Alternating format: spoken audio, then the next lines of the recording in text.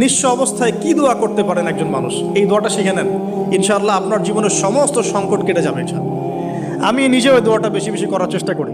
দোয়াটা হচ্ছে, মুসা আলাইহিস সালাম একটা গাছের নিচে হেলান দিয়ে বসলেন, বসে দেখলেন দুজন মেয়ে দাঁড়িয়ে আছে দূরে, পানি নিতে পারছে না, লোকজন পানি নিয়ে যাচ্ছে, ওরা দাঁড়িয়ে আছে বেচারি। মুসা আলাইহিস সালাম গিয়ে বললেন, কি সমস্যা আপনাদের? এটা নিয়ে আপনারা আবার মেয়েদের সাথে কথা বলার চেষ্টা করেন। ঠিক আছে, তো মাহারাম গায়রা মাহারাম মেনে চলে। তারা বললেন যে আমাদের বাবা অনেক বৃদ্ধ মানুষ, আমরা পানি নিতে পারি না যতক্ষণ না আমাদের কম পানি নিয়ে চলে যায়। মুসা আলাইহিস সালাম তো একটু বললাম না, ফিজিক্যালি খুব স্ট্রং ছিলেন, থাকে না বডি বিল্ডার, সামনে গিয়ে কথা বলে সরো পানি নিতে দাও, তখন মানুষ একটু মূল্যায়ন করে না। তো মুসা আলাইহিস সালাম এভাবে পানি নিয়ে দিলেন এবং বাছুরদেরকে পানি পান করালেন, করিয়ে গাছের নিচে এসে বসে আছেন।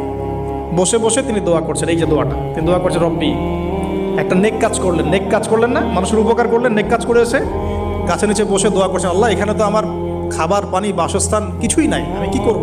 রব্বি ইন্নি লিমা আনজালতা ইলাইয়া মিন খাইরিন ফাকির।